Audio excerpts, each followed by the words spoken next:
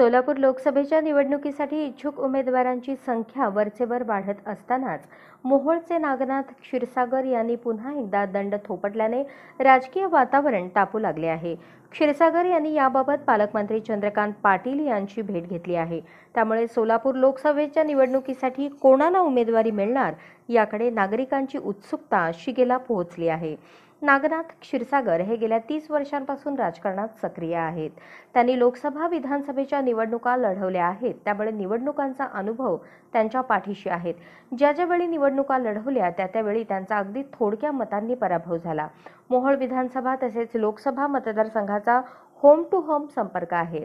भाजपच्या अडचणीच्या काळात त्यांनी सहकार्य केले आहे। पंढरपूर लोकसभा मतदारसंघ हा सी ग्रेडमधून बी ग्रेडमध्ये त्यांनीच आणला।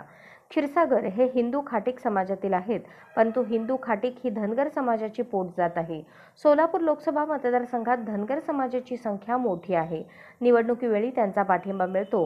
30% समाजाची मते व उर्वरित भाजपाची मते असे गणित घातले तर मी सहजासहजी जिंकू शकतो, असा दावा त्यांनी केला आहे।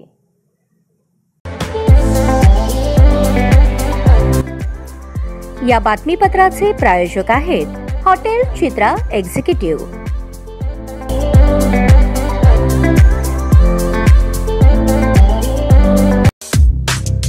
या बातमीपत्राचे प्रायोजक आहेत विराज मॉल। अशाच नवनवीन अपडेटसाठी जनता राज्य न्यूज चॅनलला सबस्क्राइब करा, लाईक करा आणि शेअर करायला विसरू नका।